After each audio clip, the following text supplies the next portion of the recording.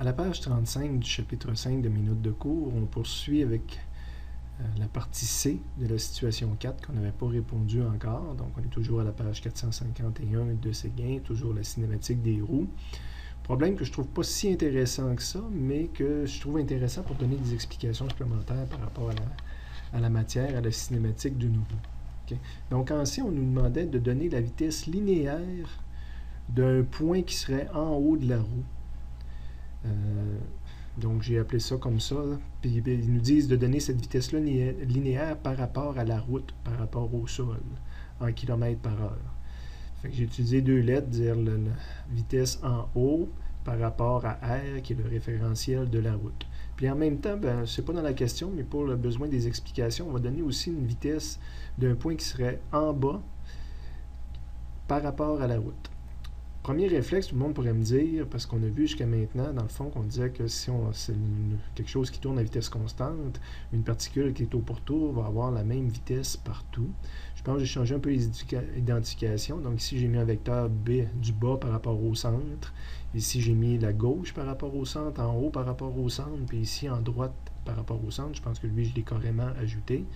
Et c'est vrai, ces vecteurs-là vont tous avoir la même longueur. Là, j'ai peut-être dessiné le dernier que j'ai fait un ajout pas tout à fait de la bonne longueur. On va corriger ça. Et voilà, maintenant, il est de la bonne longueur. Donc, si la particule tourne avec une vitesse angulaire constante, le vecteur vitesse tangentielle est constant aussi alentour. Mais c'est pas ça qu'on nous demandait dans le problème. Ce qu'on nous demande, c'est par rapport au sol, quelle est la vitesse à ces différents endroits-là. Et ce n'est pas la même chose. Pour vous le prouver, avant de continuer la page, je vais aller voir une photo en bas. Il y en a plusieurs, là, mais on va se concentrer sur la première pour l'instant. Donc, c'est ma roue qui tourne par rapport au sol. C'est une photographie. On a lancé une roue de vélo. On l'a laissé rouler avec un appareil photo. On a pris une photo avec un obturateur rapide. Mais il reste que, je ne sais pas si vous remarquez, mais c'est très net en bas. Au niveau du contact avec la roue, très net. C'est net en bas. Puis comparativement à très flou en haut de la roue. Et qu'est-ce que ça veut dire, ça, pour une photo? Quand on essaie, si notre obturateur n'est pas assez rapide,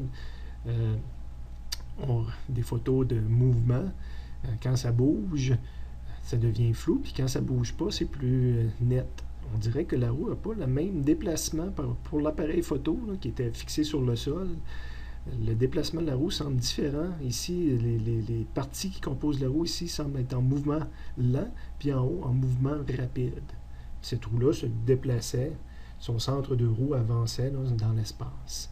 Comment expliquer ça? On ne peut pas l'expliquer, je reviens en haut, avec un vecteur vitesse qui serait constant comme ça. Donc, il y a une autre partie de physique qui s'ajoute à notre mouvement circulaire, qui est par rapport au sol, par rapport à la route.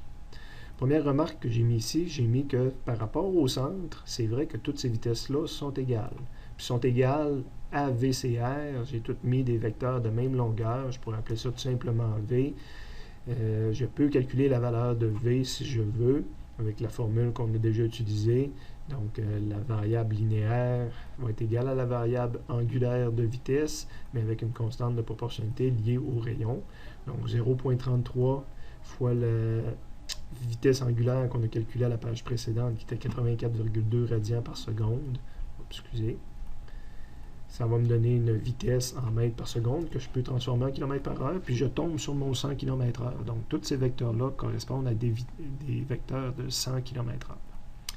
Les petits nuages qu'on a au milieu, on va les sauter plus qu'autre chose parce que c'est la démonstration de ce que je vais affirmer dans une seconde.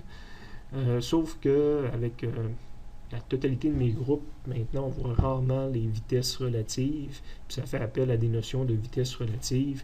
Je vais plus l'expliquer qualitativement là, avec les photos en bas, mais en bout de ligne, on va s'apercevoir là, que ça, c'est important. Je ne sais pas si c'était caché ou décaché dans vos affaires, mais que la vitesse en haut de la roue par rapport au référentiel de la route, c'est 2 fois plus élevé que la vitesse VCR. Fait comme si les objets qui constituent la roue et qui sont en haut roulent à 200 km/h ou se déplacent dans l'espace à 200 km/h. Ce qui veut dire que dans notre problème, c'était la réponse, d'arriver à dire en haut de la roue se déplace 2 fois plus vite. Fait qu'il y a un principe de physique qu'on appliquait ici. Et Je vous disais, on va parler aussi du bas de la roue.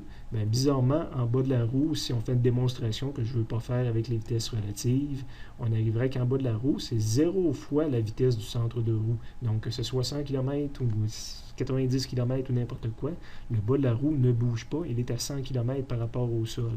Ce qui confirme, ce qui est cohérent avec ce que j'observe dans la photo, comme si qu'en bas ici ne serait pas en mouvement par rapport à la route, puis qu'en haut serait extrêmement rapide, beaucoup plus rapide que le centre de roue. Bon, comment que je peux expliquer ça juste qualitativement? On va faire une équivalence. Évidemment, toute la roue se déplace comme le 100 km/h ici. À gauche, ici, ça se déplace à 100 km. En haut, ça se déplace à 100 km, etc. Okay. Mais ça, c'est un concept de physique à lequel il faut additionner que la roue se déplace par rapport à son centre. La roue fait de la translation, avance, et la roue tourne. Donc, j'ai remis les mêmes vecteurs de 100, mais cette fois-là, qui tournent. Puis au centre, ben V, puis j'ai appelé ça par rapport au centre. Donc, au lieu d'être par rapport à la route, j'ai mis la lettre C par rapport au centre. Puis évidemment, le centre ne tourne pas. Puis, il faut additionner, pour avoir la vitesse totale en haut de la roue, il faut additionner notre translation à notre rotation. Ce qui fait que la vraie vitesse en haut dans l'espace, ben c'est 2 fois le vecteur. Quand il valait 100, ça veut dire que je suis rendu à 200 en haut. Puis en bas, j'additionne un vecteur de translation dans ce sens-là, de 100 de long, à un vecteur dans l'autre sens lié à la rotation qui lui aussi a 100 de long. Ben, lui plus lui donne 0 en bas. Évidemment, lui plus lui va donner un vecteur à angle, ce que je vais voir là, quand je fais l'addition des deux. La troisième photo, ben lui, je suis rendu avec un vecteur 2 fois plus long en haut. En bas, par rapport à la route, ne bouge pas. Et les autres, bizarrement, ont des vecteurs dans l'espace. Ces points-là, instantanément, bougent dans cette direction-là dans l'espace. C'est dur à comprendre. C'est une combinaison de translation et de rotation. Ce que j'en retiens, c'est quand j'applique les formules, dire ça va 2 fois plus vite en haut, puis ça va à vitesse de 0 en bas. Et toutes les expériences de physique qu'on a faites de ce type-là, de faire tourner des objets, puis de prendre des photos, nous ont confirmé ça.